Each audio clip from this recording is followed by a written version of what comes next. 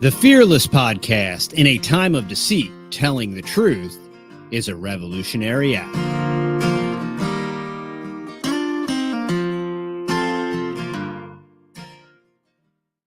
All right, y'all. Welcome back to the Fearless Podcast. This is episode 37. Episode 37, and coming at y'all with a gloomy, rainy day here in Northeast Texas, and we are getting loads of water.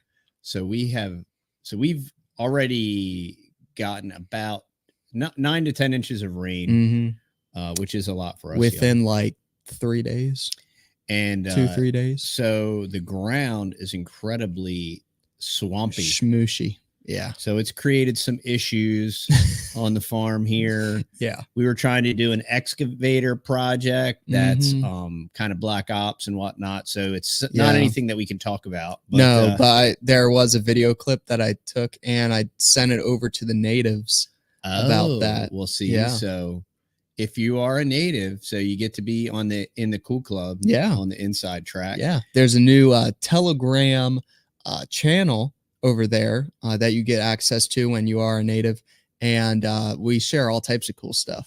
Yeah, we share black ops projects that are unseen to the rest of the social medias and there you go, the likes and the such ases. But anyway, so let's get into farm news. Loads of rain. We were going to a job and backed up to our little work trailer, got it all hooked up and everything like this.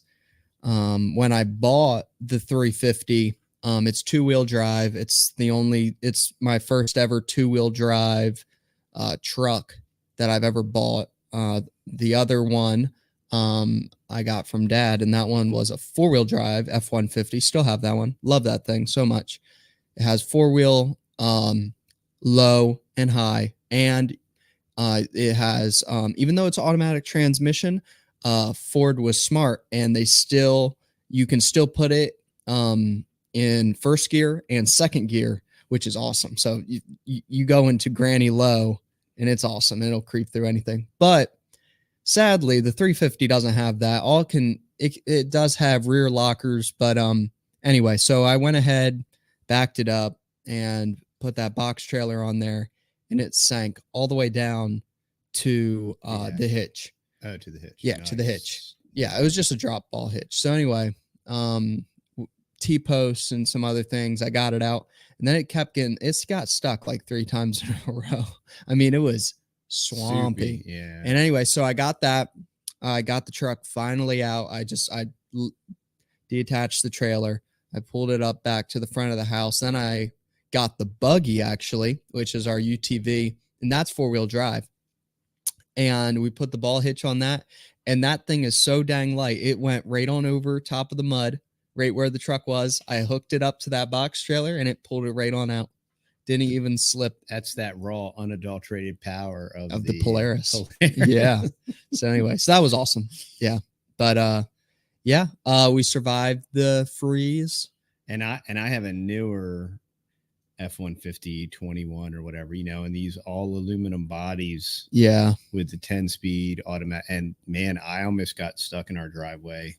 When? And I knew it. In the midst of the rain, seriously? When I pulled in, I came down the driveway, and I'm like, I shouldn't park here. I'm like, this is the muddier spot. Yeah. Yeah. I'm like, this is going to be bad. And sure enough, the next morning, and I even had her in the wet mode, whatever any of that stuff means. None of that stuff works. But and it I was able to creep out of there. But if I hadn't have been thinking, I gotta strategically do this, I would have buried it. Yeah. I would have buried it. Because with those street tires, the second you get one spin on there, it's done.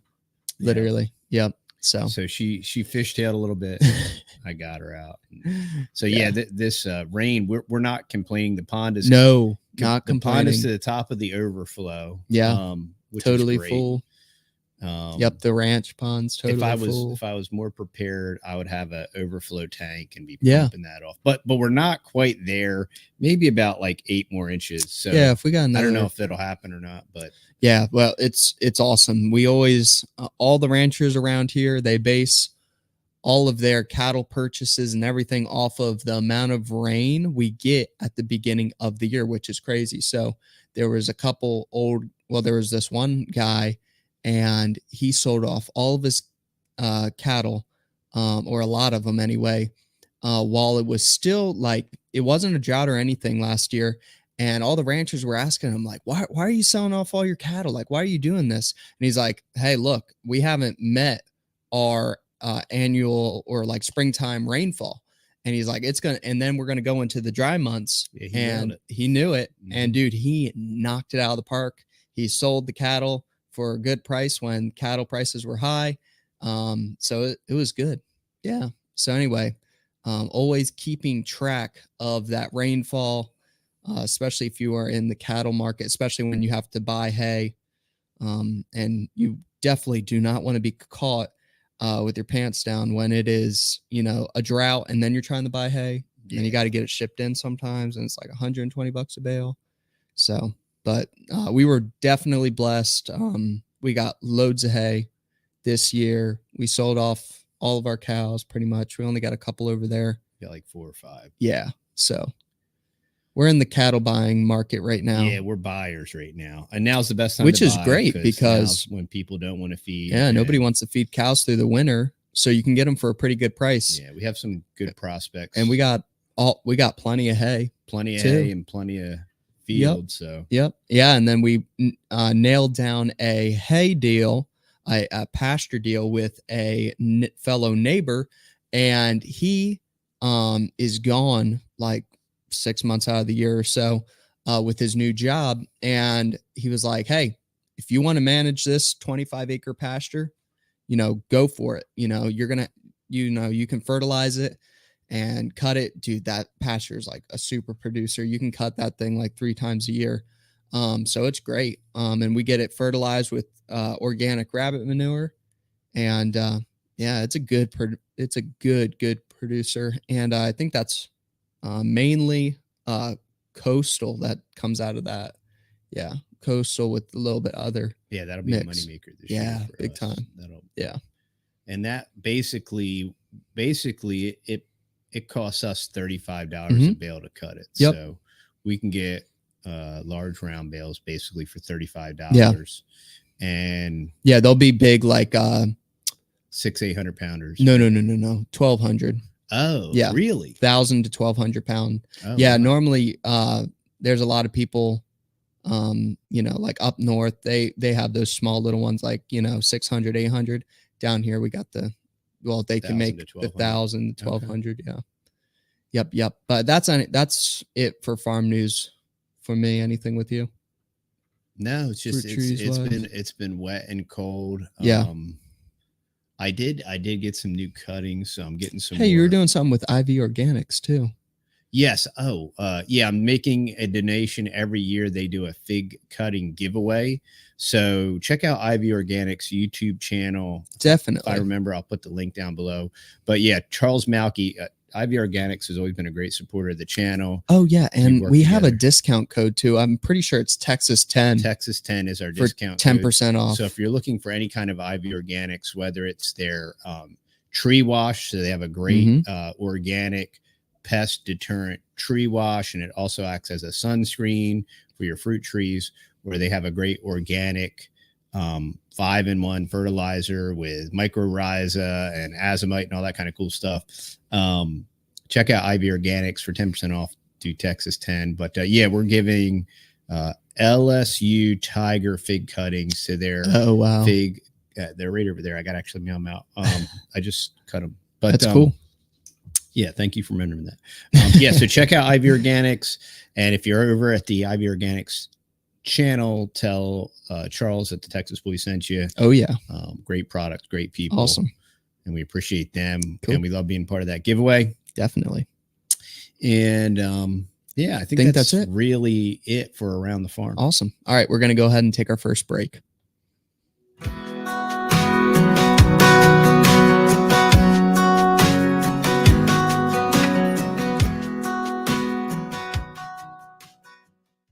Today's video is brought to you by the TexasBoys.com. If you are looking for some raw, unpasteurized honey, go on over to the texasboys.com, and we sell in all types of different sizes from 1 pound to 5 pounds. We got creamed honey, all types of good stuff over there. We got bulk tea and a plethora of different teas, from sleepy time tea to matcha tea, all types of cool stuff over there. Then we have our CBD coffee line, and then we have Lion's Mane coffee, and then all types of different yummy flavored coffee, decaf coffee. Go check it out if those are some products that would intrigue you. And then also, if you would want to support what we do here on the farm and our podcast and the YouTube channels that we run, go over and become a native. And also, just a big thank you to all of our natives also that have supported us. It's been a big blessing to have just some really faithful people over the years. And now I just revamped the native page, and now there is a new Telegram channel, and it's a private Telegram channel, and it's really cool because we can be more connected, and you get to see a lot of behind the scenes videos, photos, updates, and all types of really neat stuff like that. So go check that out. If you already are a native, I sent all y'all an email. So just check your email. Make sure it didn't get into the spam file. I think around a dozen of y'all clicked on it or so, but just check it out. And I made it really easy. You can just click on the link, and it should open right up into Telegram, and you just press join. So anyway, and I think that's it for our first break, y'all. Yeah. So now we're on to health check. Check. Let me, what's your health check? My health check is still, oh man, it's always so nice to be like done with sickness. You know, it's like, yeah, it's the new world that we live in, where it's just like, it's weird. It's almost feels weird not to be sick. Hanger on. Is that the weird? It's so weird not to be sick. It's like, huh, this is what it's like not to be sick. This is so great, you know? So, yeah, been doing good. Been setting, if y'all don't know, but I had shoulder surgery done twice to my left shoulder, and it's doing amazing. It was a blessing in disguise when it came loose again for the second time, because I started training again after the first surgery. It was clunky still. It was crunchy. So I think the Lord was like, yeah, I think I'm going to let him hurt himself again and have it come loose or whatever, break off a piece of cartilage in there and go ahead and get it fully, fixed up. So my whole entire labrum this time has been reinforced. It was only partially reinforced, but now it's totally reinforced. And my left shoulder is as strong or almost stronger than my right shoulder now, which is great. I'm right on back. I'm actually starting to set some new records actually for my weight training, which is great. $50,000 man. I got about $50,000. Yeah, pretty much between my broken leg and my shoulder. Oh, I wasn't counting the leg. Oh, that's not the leg actually. Let's see. What is that? 50 and then another, I think there was about 35. 30, 40. Yeah, okay. Almost a hundo. Yeah, you're the hundo. Well, yeah, I get $100,000 then birth too. So what's that? Then birth. Hospital bills, then chiropractor. We do medical sharing with Samaritan Ministries, and they are blessing y'all. If you've never, not sponsored, but medical sharing, Samaritan Ministries is where it's at. We've been with them. They're amazing people. We've been with them for 15 years. Yeah. And they are an absolute blessing. Yeah. And we've been able to share in the needs of other Christians for 15 years now, every month. And it's neat to be able to participate in that and to not be part of the medical industrial complex and not participate in all the things that we object to. Yeah. So that's another great advantage of Samaritan Ministries and participating in that. Yeah. Go check them out. And they're pretty reasonable. Well, compared to health insurance and what they actually cover, they're super reasonable. They're way more than reasonable. And you can negotiate your pricing and you can go out of network because there is no network. And everything that's wrong with the medical industrial complex is resolved better with medical sharing. And if we could get the medical industrial complex out of the way, we would have a first tier, first class medical system again in postmodern 2024. I don't think that's going to happen, but the best that we have is an absolutely network free ability to go wherever you want and be reimbursed. Yeah. That does require some stewardship and some savings and a lot of different things.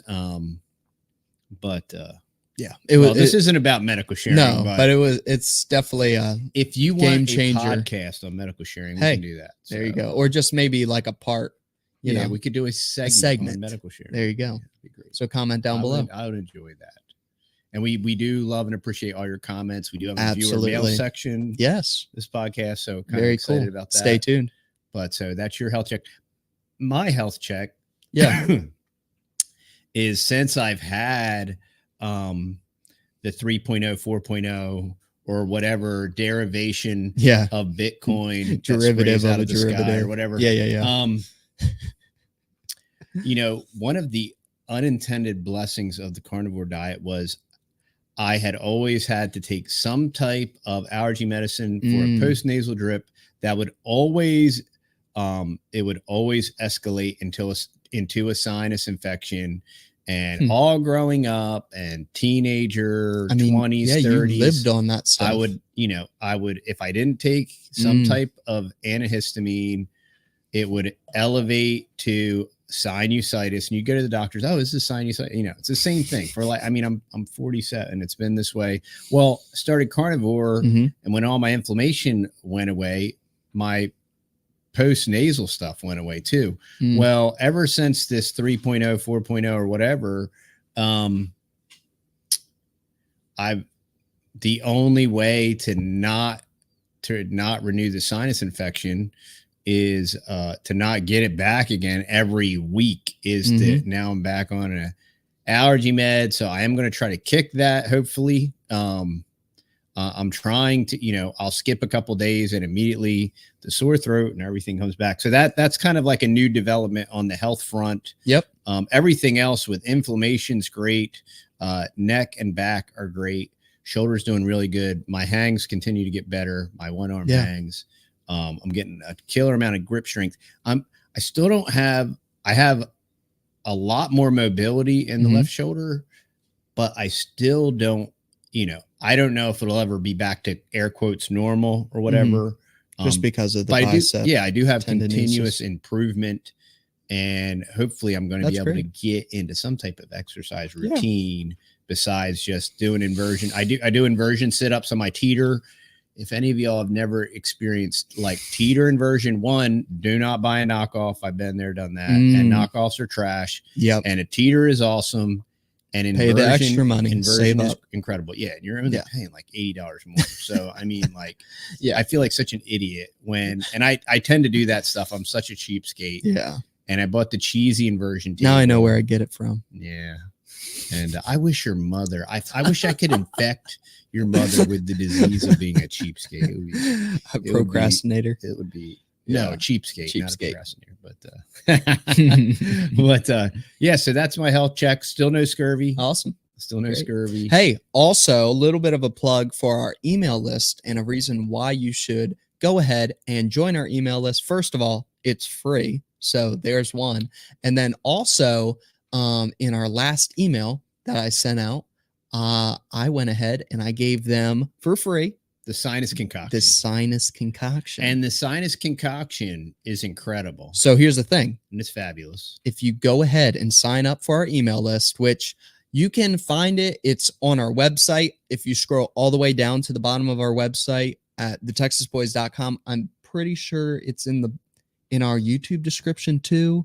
But anyway, there's a couple different places to find it. I should post it on our community tab too. But next month I will go ahead and resend it out, or whenever I go ahead and do our next email campaign, I'll just go ahead and put it right back in there. So anybody that is new to our email list, you can go ahead and get access to that too for free. But yeah, I think we have about 1,200 people on the email list. And speaking of that, we also want to welcome our new listeners that came over from Homesteady. Yeah. We had definitely. We had a great interview. If you haven't heard episode 33 with us from Homesteady, that was awesome. It was a lot of fun. The bomb. Episode 33. Go check it out. Great. But welcome to our new subscribers coming over from the Homesteady podcast. So that's health check, son. That's it. All right, let's just go ahead and jump into the next deal. So I guess the next deal, I have a couple articles, and I'm trying to remember where I first saw this. Oh, I first saw this True Stream Media, great fellow Texans, Aaron and Melissa Dykes. They posted on the Twitter. You mean the X? The X. That's a setup, y'all. I'm telling you, that's a setup. The monkey chip.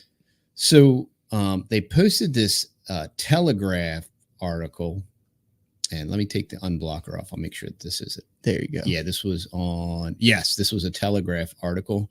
I'm viewing this in the Brave browser, and they're always coming after the food.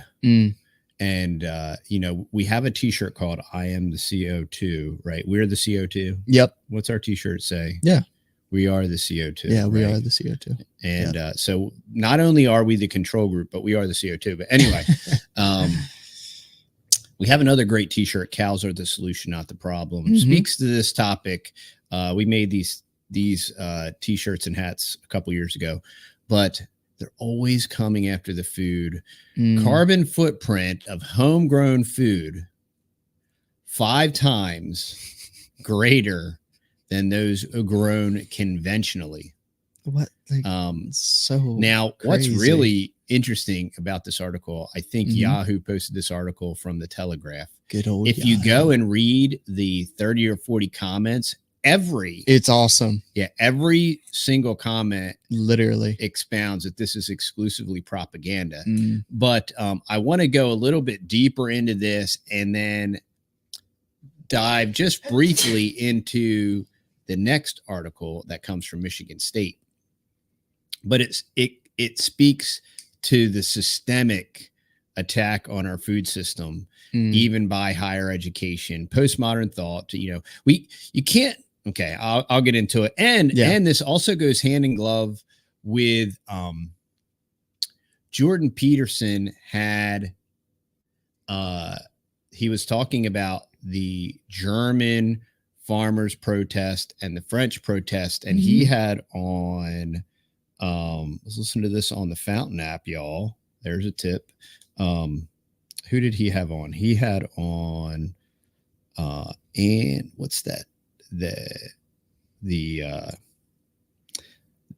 lady from Amsterdam, she's pretty young. She's only like 27. She's like an activist.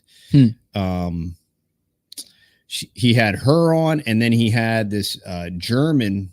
I don't know why in the world where it went in my feed here, because I just listened to it. But so I think that just came out this week as well.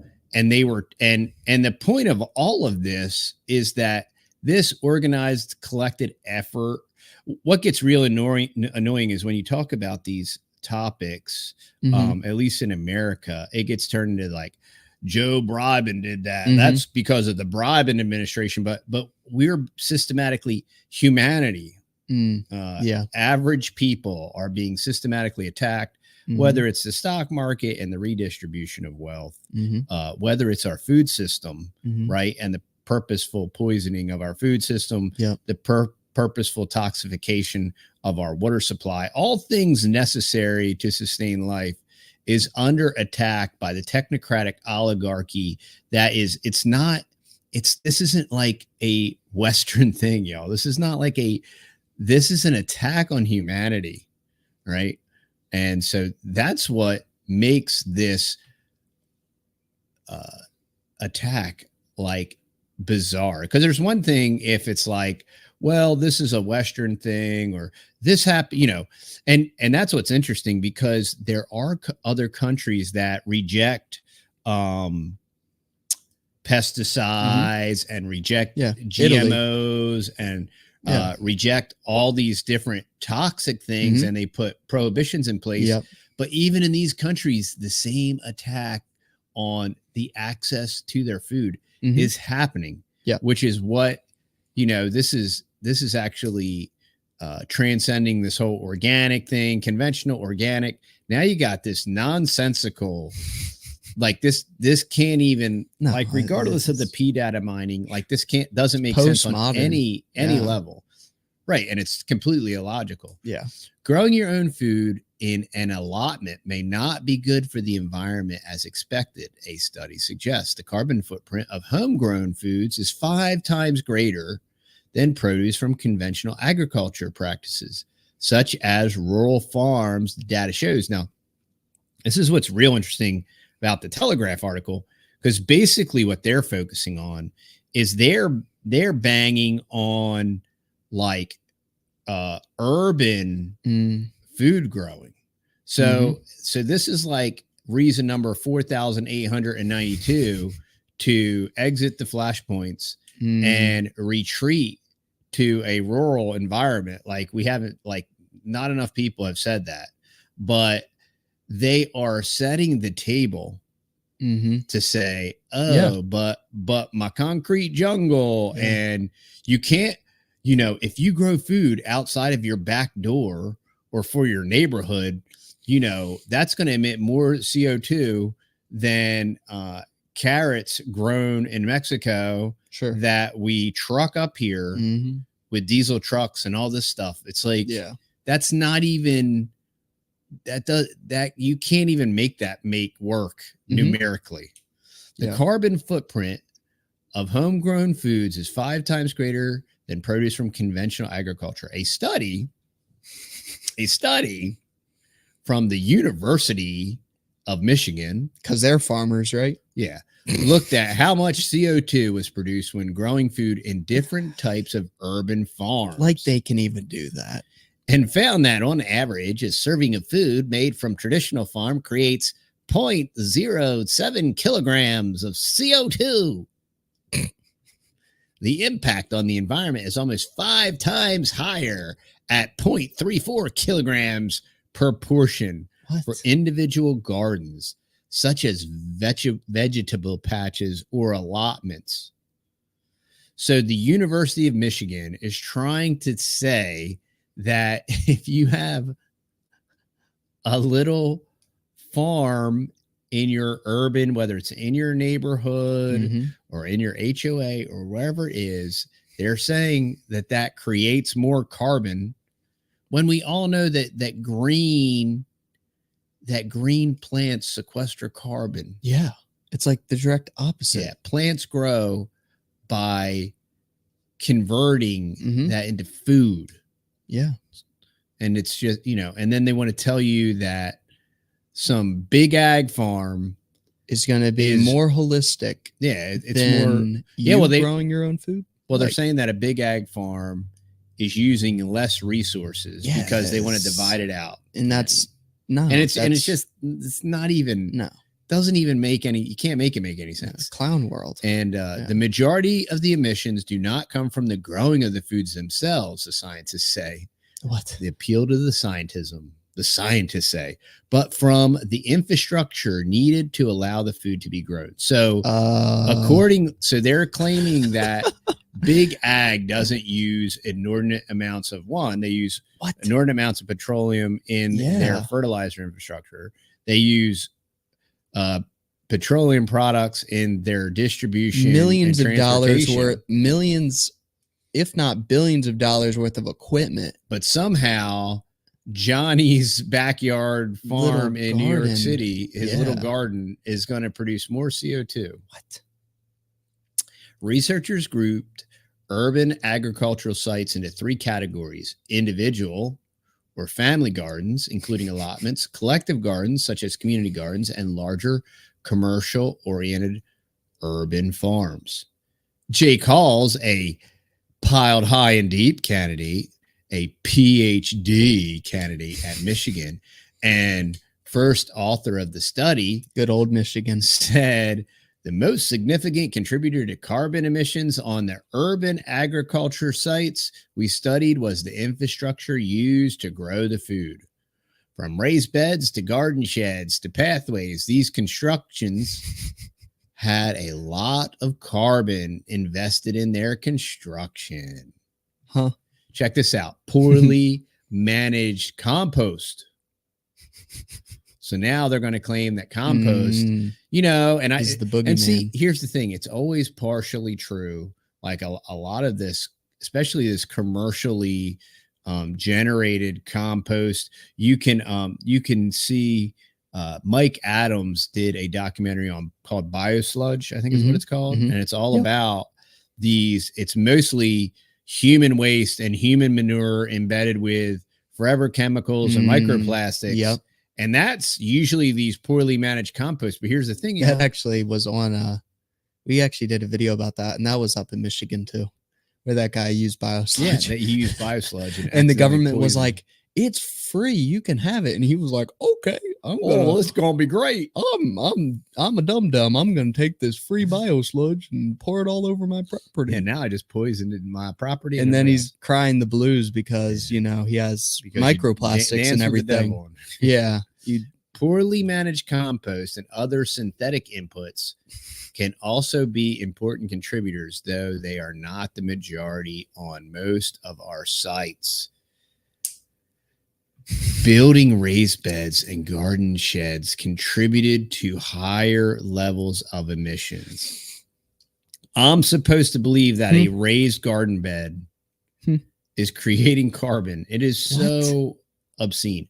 The study published in the journal Nature Cities recruited 73 urban agriculture sites around the world, including Europe, US, UK, and conducted a comprehensive life cycle assessment on sites, infrastructure, irrigation, and supplies.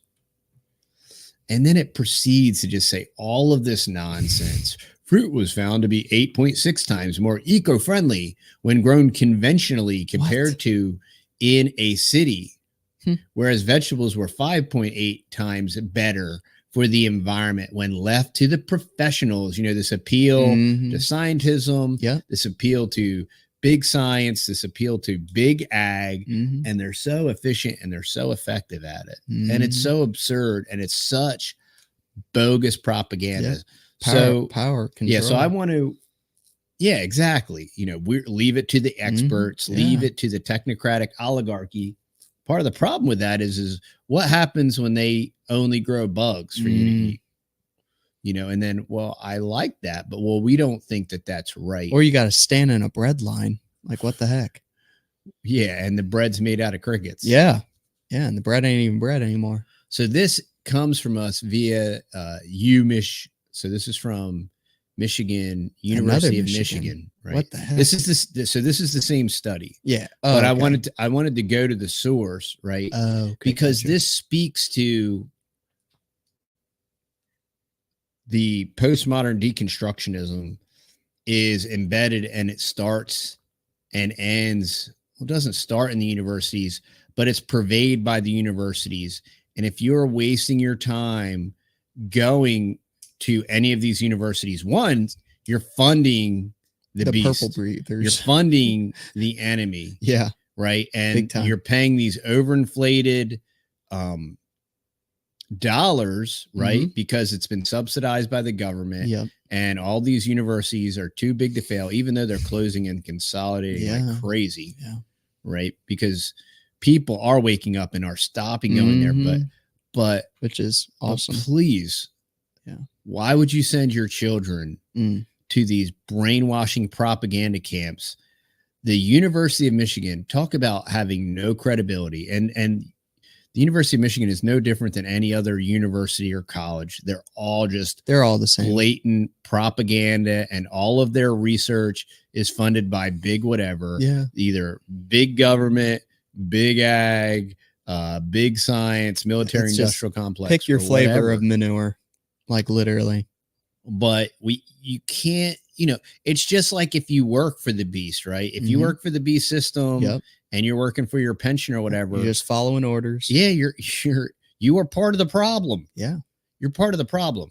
A new University of Michigan-led international study finds that fruits and vegetables grown in urban farms and gardens have carbon footprints that is, on average, 6 times greater than conventionally grown produce. However, a few city-grown crops equaled or outperformed conventional agriculture under certain conditions. Tomatoes grown in the soil of open-air urban plots had a lower carbon intensity than tomatoes grown on conventional greenhouses, while the emissions difference between conventional and urban agriculture vanished for air-freighted crops like asparagus. And they always weave in and out nonsense to make it sound like they're unbiased. And like, oh, well, urban grown tomatoes were better, emitted less carbon. Like, it's just a made up thing. The whole entire thing. The whole carbon thing is so, and mommies and daddies are sending their brain dead little purple breathing kids here. And you want to know why your kid comes back a purple breather. Is because you send them there. You want to know why your kid, rejects the way you raise them. I can't, just this past year, I can't even tell you how many people I've spoken with. I had a great customer, and he is very successful, fascinating. He owned this company that made these airplane parts, and they were like centrifugal castings. So it used bronze, and it liquefied bronze, and it was in this casting that spins, and it creates these certain airplane parts. And he was telling me about how him and his son ride dirt bikes together. Well, they used to, and they just started back again. And he was like, they had a big falling out. And I was like, what do you think caused that? He was like, oh, he went away to school, and he came back a purple breather. And he went away to school. Him and his dad had a great relationship. They were tight. He came back a purple breather, and it took him like a half a decade to start to attempt to repair the great relationship that they had when they left. And he probably subsidized the destruction of his relationship with his son, right? By paying this idiotic price tag that they put on these. It's more intense than ever nowadays. Yeah, and it's more and more propaganda. Yeah. It's more and more nonsense, and all of the NGOs and all the other agencies and all the other alphabet soups and the ADL and all these other things are all intricately involved in all this nonsense. But the other thing that they're telegraphing here at University of Michigan is this is 15-minute city propaganda.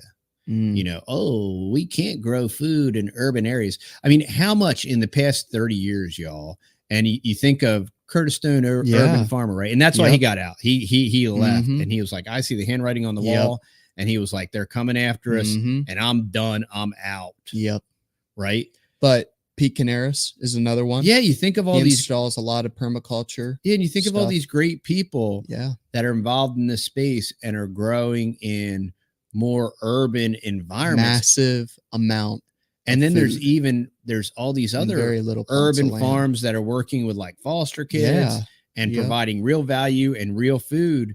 And they are systematically getting ready to take this down. I mean, that's what, I mean, you can read the tea leaves. Like we've watched this stuff. Do you think will they make it illegal, or will they just carbon tax you for it? They'll carbon tax you until you guys shut it down. So they'll just tax it out. That's the way they do it. And, they get paid that way too. But, Club of Rome document 1970, they laid this whole thing out. How are we going to deconstruct Western society? Well, we're going to call it climate change or whatever. And we're going to have to save the planet. Now, this was in the 70s, y'all. We're in 2024 now. So we're 50 some years removed from that. But this whole Club of Rome, they created the World Economic Forum that started in 73. It was created by that Club of Rome document. It's all written down. It's not, none of this stuff is done in secret. That's what's weird. And that's what's crazy. And there's all these goofy weirdos that want to just like deny that, you're a conspiratard and, you must be a flat earther or whatever. And like, dude, they write this stuff down. They tell you what you're going to do. And then they telegraph it and stuff like this. Like, oh, urban gardens create more carbon than big ag, you know, and it's just like, what? That doesn't even make any sense. No. You know, and then, you know, PhDs like Jason Hawes, a doctoral student at School of Environment and Sustainability. And he goes to school and they have a school for environment and sustainability. And that's just postmodern talking points. It's just like virtue signal. Bunch of bull. And then everybody that reads the article is like, this is pure propaganda. Meanwhile, everybody, the Fed is subsidizing Jason Hall's doctoral PhD, right? Yep. Urban agriculture offers a variety of social, nutritional, and place-based. What? Place-based. Is that like, what? Is that, you can't say faith-based, you say place-based. Urban agriculture, place-based is newspeak. Dude, big time. That's a first. Yeah. Place. Urban agriculture offers a variety. And this is 1984, y'all. They dumbed down the lexicon. Woo. So one, it's the same thing. Who was talking about that? I think it was Bob Murphy, you know, about how they acronym everything. And that way you say the biggest thing by saying the least, and it's confusing, and then you just refer to the acronym. But somebody just wrote this in quotes. Urban agriculture offers a variety of social, nutritional, and place-based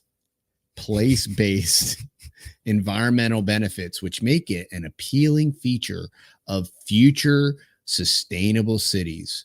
This work shines light on ways to ensure that urban agriculture benefits the climate, as well as the people and places it serves. So before it would just be like, hey, you know, you want to help the environment, plant a tree. No, it's way more complicated than that. There's a really good chance that tree you plant creates a lot of carbon. You know, that carbon. That shovel you use to dig that hole. What the heck? It is just off gassing. Now apply this same notion to solar panels or wind turbines. All right. Checkmate, game over. Okay, you lose. But they don't do that. Yeah. But you know, this is a virtue signal. This is also a telegraph. They're telling you that they're coming after the urban gardeners. All right. Yep. They have doctrinal proof here of like scholars and PhDs that have clearly proven this, right? That is being written about. And there's, you know, doctrinal theses being written on this trope mental, like it's, you know, and then the other half of the people that are at least rational and reasonable are like, all this stuff is propaganda and it's crazy. Yep. This is my point. These same people though, that'll echo and realize that this stuff is crazy, they'll send their kids to the University of Michigan, sadly, and they'll subsidize this nonsense. They'll pay the tuition. And, you know, if you're doing that, you're part of the problem. Yeah. You're feeding the beast. And, you know, it's not like sacrificing your kids to the beast. Yeah, it's crazy. Yeah. Well, no, you're funding the system. Yeah. That's going to pull the food right out of your own mouth. Yep.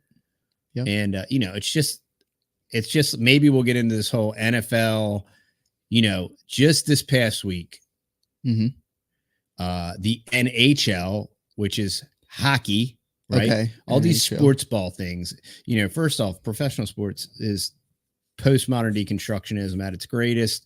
These professional leagues are propaganda arms of the military industrial complex, right? And it's all like, but my soldiers and all this great stuff and my American flag, and they spend billions of dollars to fly F-16s over and do all of this phony patriotic hooey gooey whatever stuff. And then in between, you know, I mean, the NFL has been worshiping Satan at the Super Bowl since I've been alive.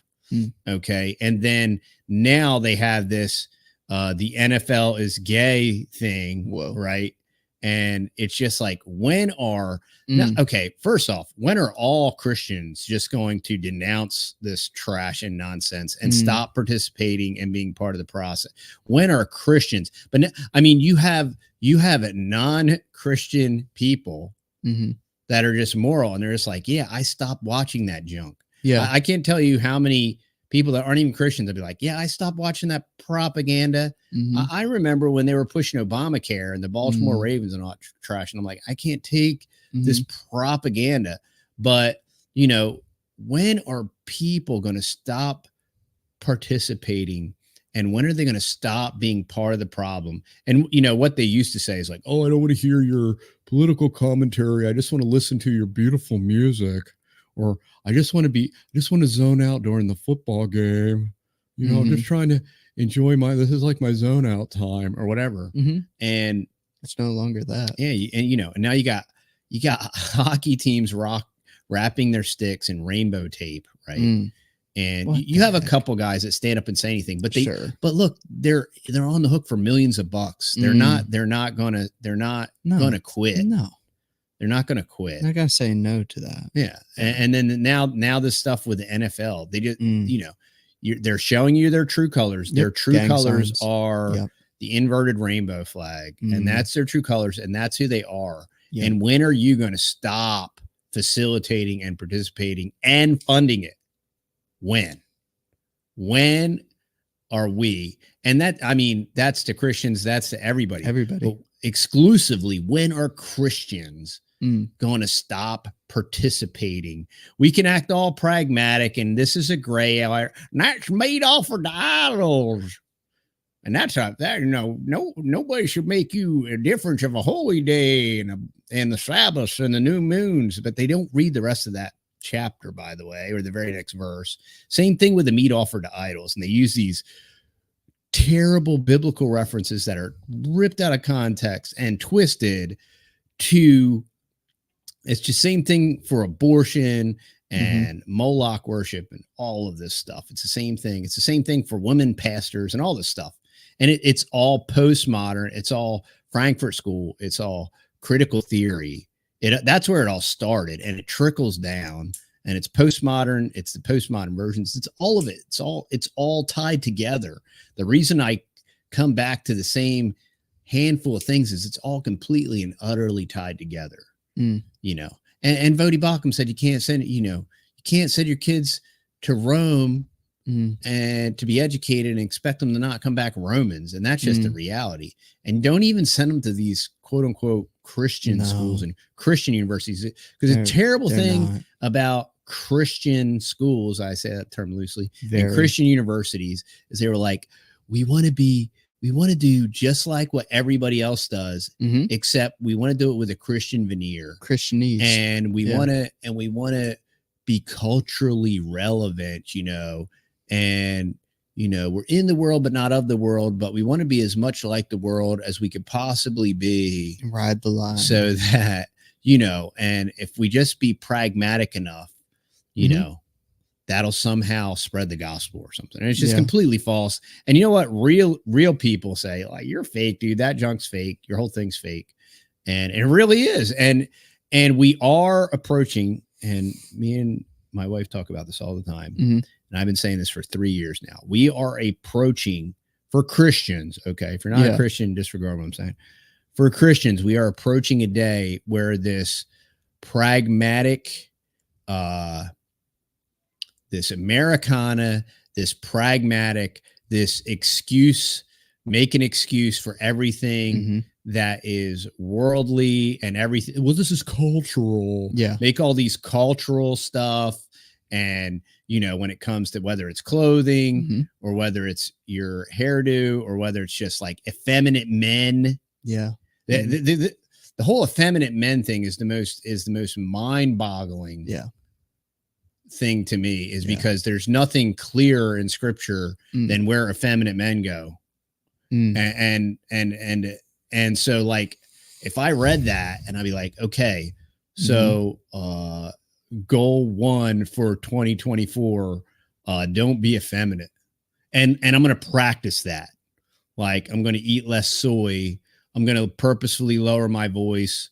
I'm going to wear better loose fitting clothing. I'm going to work out. I'm going to do some push-ups. I'm going to high speak and up talk and do all these other things. And I'm going to do everything I can to sound like a man and not sound like a woman. And I'm going to walk like a man. I'm going to walk like a man. I'm going to talk like a man. That's what that whole song was about being a tranny or whatever. Check that out. But anyway. Do what? I never heard that song. I'm thankful. I'm very thankful, son. I've raised you well. But, you know, I could go on a really long rant here. Yeah. And it's vice versa for women too. And it is vice versa. And this is the same thing. Be more feminine. Fourth or fifth wave feminism or whatever. Yeah. You know, it's the same thing. And all these women are they're so stuck on working and wearing pants. But you were going to say, to your point, that you were going to say about getting persecuted. Oh. Yeah. Oh, yeah. I'm trying to keep your train of thought. Completely distracted. I know. But yeah, we are quickly approaching. If you are a born again child of God, if you are a new creature. Yeah. If you are a new creature, there are lots of professors. And when I'm not talking about the University of Michigan. Hey, professor. I'm not talking about the University of Michigan again. I'm not talking about PhDs. I'm talking about there are lots of professing Christians. You know, Christ said, you will say unto me in that day, Lord, Lord. And he says, depart from me, I never knew you. Didn't we do all these things in your name, Lord? Like we did all these things. We did all these Christian things, right? Yeah. We did all these Christian things in your name. He'll say, depart from me, for I never knew you, right? And, you know, he says, I never knew you. He's like, I knew you, but you did something wrong. So then I forgot who you were. No. He said, I never knew you because if any man be in Christ, he's a new creature, right? Old things are passed away. Doesn't mean you're sinlessly perfect, right? Nope. We all still battle with this flesh, but there is coming a day when this pragmatic appeal to culture, like it's like this Christian get out of jail free card with anything when you refuse to live anti-culture. Will you say, no, I'm not going to bow down to the golden idol? That's when it, you know. Well, Matt, you got to understand the culture of that day. They weren't really worshiping. They were just bowing down. They were bowing down to, you know, they're not really worshiping golden Satan. idol. They're not really worshiping Satan at the Super Bowl halftime show. It's not really worshiping Satan, say, and we got to be entertained. We got to be amused so that we stop thinking. We got to be debauched. You know, we got to watch the Bud Light cheerleaders and then the satanic ceremony because, you know, apple pie and grandma and NFL and USA and the Marine Corps and Semper Fi. No, it's pragmatic nonsense. So there is coming a day. It's going to remove all the excuses because what's going to happen is if you are going to, you know, there's plenty of, like I said, there's plenty of professing Christians. And then there's plenty of this larger evangelical, whatever, where their Jesus is a different Jesus. Yeah. It's Maitreya, right? It's the Willie Nelson hippie Jesus that's coming back on a unicorn, giving out Skittles. Love is and love. Gummy bears. Yeah. Right. And, you know, that Jesus is coming back with some woman prophetess, right? That's going to preach the love is love gospel. And it's going to be preached by some woman in a pair of pants. Yeah. Or transgender. And I know I'm not going to get a lot of, I'm not going to get a lot. I'm not going to get a lot of love on this. No, you're not. Definitely this is not. real. This is real, y'all. Just keeping it real. And it just had some burrs stuck in my saddle. But there's coming a day where this whole all the excuses, pragmatic appeal to culture. I just have so many terrible. You know, you try to have good discussions during the week. You know, with professing people that profess to be Christians, right? And they go to these churches with their smoke machines and their blue lights and the sanctuaries painted black and all this stuff. And then they want to explain why their rock concert is, you know, well, it's culture, you know, like, well, I'm like, how is that? What makes you think that God wants you to worship him like that? Like where in the Bible are you supposed to like rock out, take a mimic a rock concert and change the words a little bit, just a little bit, and that's honoring to God. Like, yeah, that all happened when all happened when Moses was bringing the 10 commandments down off the mount. He heard the sound of war in the camp, and they were having their own, and it was culturally relevant to their cultural period, and it wasn't really cool, and it didn't end well. No. And it's the exact same thing. But like all these new age ecumenical Christians, it's like, you know, but my culture and my appeal to culture. But okay, I digress. Crazy rant. Are we taking a break? Yeah, we can take a break. Let's go ahead and take a break. I wish I brought something.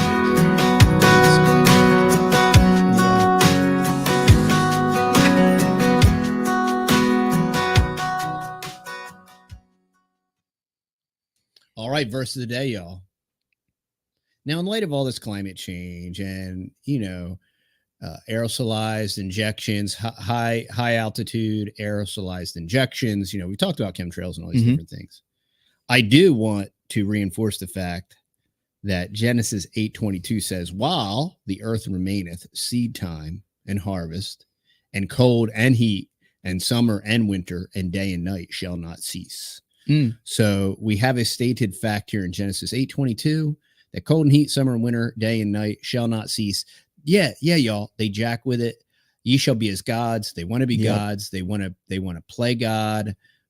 They want to mess with the environment. They want to mess with the DNA. They want to destroy everything that God has created. God created a beautiful system that, as we interact with it, it produces abundance. They hate that. Yeah, every little thing on this earth reflects God. In nature. They hate to use. Well, yeah, that's why they can't look at themselves in the mirror. That's why they have to pierce themselves, and tattoo themselves, and everything. Oh, see, yeah, but no, we have all these pragmatic reasons for why Christians can do that too. Why you can get sleeve art and tattoo Bible verses on yourself, because you know, culturally, you know, that's relevant in our culture. Because not relevant. That would be just like some made up story, some history book or whatever, some postmodern history book, you know, and temple prostitutes and blah, blah, blah. And it's just, you know, it's how we're here. Okay. So I'm ranting again. I'm sorry. But Genesis 8:22 says, while the earth remaineth, seed time and harvest, and cold and heat, and summer and winter, and day and night shall not cease. But there is coming a day when this world as we know it will melt with fervent heat. That's because Jesus is coming back. The ultimate. He's not happy. Change. When he comes back, he's not going to be happy. He will not be riding a unicorn or a Pegasus, and he's not coming back with gummy bears or any of that stuff.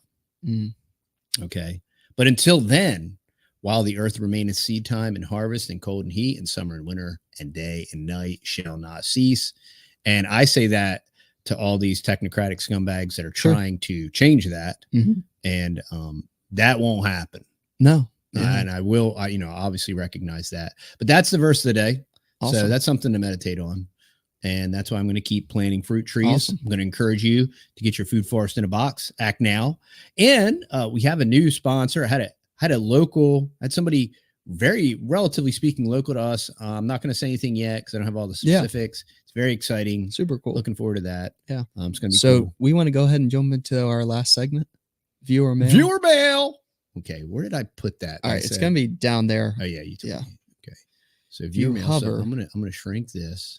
Yeah. I'm going to hover and then there it is. Levitate. Okay. This comes from user. You know, this weird thing that YouTube does where on one screen it'll have something and then on the other screen it has the at. So this comes from user dash VX4 Arcade 9PJ2W. Wow. Thanks, buddy. It's probably like Bobby or something if you look on the other screen. I don't know how all this stuff works. Okay, gotcha. Interesting. But if this is you, Bobby, we were talking about Michael and I.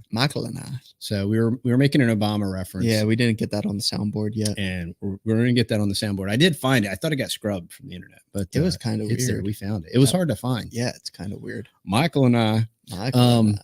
So user XVVX4 and so forth and such as says, Michael, one of three theories I have regarding who is installed on 12025. I may have asked you this before, TD, but how about doing a podcast on the lizard people? I have my own take. Demons. Nice. Would like to hear yours. By the way, dude, you're smarter than you realize. You have volumes of IYKYK. If you know, you know. If you know, you know, packed in your melon. Be blessed. Jesus rules. Well, I completely agree with that. So, okay. So regarding lizard people and demons, you know, and now there is some truth to that. Some of that is like, you know, some of this stuff in modern day Christianity. And I absolutely believe that the sons of God saw the daughters of men. They were fair to look upon, and they took them wives, and that created giants. And there was giants also after that. So I'm not into this whole godly line of Seth thing, because, you know, and the sons of Enoch and the Canaanites, and that was all part of why Israel was sent in to clean out the land. And it had a lot to do with those giants, and they were men of renown. Okay. But like a lot of this lizard people and David Icke, I mock it. You know, we have a t-shirt that says, well, like, stop the lizard people. And it's got like lizard people on it. And it is funny. And I kid because I care. The lizard people are, they're of their father, the devil, but it's not just the technocrats and the oligarchs that want to enslave humanity. It's all lost people. You know, there isn't like worse lost people. Well, there are, you know, you know, some people carve their own spot out in hell. The Bible talks about that too. But it's easy to the charismatics are like real big into like, I used to go, the one gym I used to go to, there were these charismatic meatheads in there, right? And they're like, yeah, oh dude, I'm getting ready, bro. When the battle comes, I'm gonna have like this 2-edged Conan sword. I'm gonna be lopping off, you know. And they really think, you know. And then you have these other. They were training. Yeah. For that. They're Training for Armageddon, which, like, hey man, read your Bible. Like, we don't even do anything. You know, all Jesus has to do is speak. Right. It's, you act like he's like physically gonna be, you act like he's like powerless, and your massive biceps are gonna do something. I mean, it's so foolish. But you know, a lot of charismatics, they do that kind of stuff. You know, and funny. These same charismatics are involved in all this paranormal stuff. You know what I mean? Where you get all of this Nephilim. You know, you get all this stuff where they mix everything together. And it really becomes like this jack chick kind of comic booky Christianity that are devils real? Yes. Do devils possess people? Yes. Can devils possess people and they have superhuman strength? Yes. So 100%. All these things happen. Like that guy that got shot like 9 times. That was crazy. Do their pupils mutate? Maybe. I don't know. Maybe. There's a lot of things. Yeah. So there are lots of factors. But I'll say this, it's not as comic booky as everybody wants, as the charismatics want to paint it to be. It's not that comic booky. And I'll leave it as that. I'll leave it at that. But that's our viewer mail. There you go. And thank you, user K4YG34 or Bob. Thanks, Bob. There you go. So if y'all have any questions, just go ahead and leave them. You can leave them on the Fountain app. If you're listening on your podcatcher, please leave us a 5-star review, or leave us a 1-star review. Hey, maybe I really upset you and my rant really upset you, so leave a 1-star review. There you go. Whatever works for you. Whatever makes it floats your boat. Sure. Yeah. I mean, we're pragmatists here. We just want to get along with everybody. and if you are a Christian and you are incredibly discouraged in the modern, postmodern, post-Christian world that we live in, I hope this encourages you a little bit, Yeah. that not everybody wants to flow down the sewer pipe. No. All right. Not everybody wants to be a kernel of corn in the sewer pipe. Right. Some of us want to be anti-culture. This culture is anti-Christ. So if you're anti-culture, you're anti-Christ. What's that mean? That means you're of Christ. So the only real way to be of Christ is to be anti-culture, because this culture is exclusively anti-Christ. Yeah, super wicked. And these 7 pillars of dominionism, it's all hoaxy, man. Like Tim Pool's doing the same thing. And try to listen to his trash for more than 5 seconds if you enjoy listening to things like the F word. And well, they're cool, man, and we're making music, and I'm bald. And it's just so frustrating. And we're going to change the culture, but I'm not going to get married to a woman and have kids like him and his whole tribe. Like, dude, find a chick and get married and have kids. I'm going to change the culture by riding a skateboard and saying the F word. Yeah. And I mean, there's so many people that are just, before it's too late is for real. But anyway, I'm not going to keep ranting, y'all. Yeah. This has been a rant. This is a little bit of a longer episode too. This is like pre my mellow days when I've been practicing parhesia. I want more people to like me. I want to be more likable. I want to be like a fuzzy teddy bear. No, I don't want you to be a fuzzy teddy bear. I was going to change my name from TD to TB and just be like a teddy bear, not tuberculosis, but like teddy bear. Teddy Roosevelt. Teddy Roosevelt. Oh, the bull moose progressive. Golly. Yeah, there you go. All right, Matt. Anything else? That's it. Well, let's sign off. Hey, y'all. Remember, stay fearless, my friends.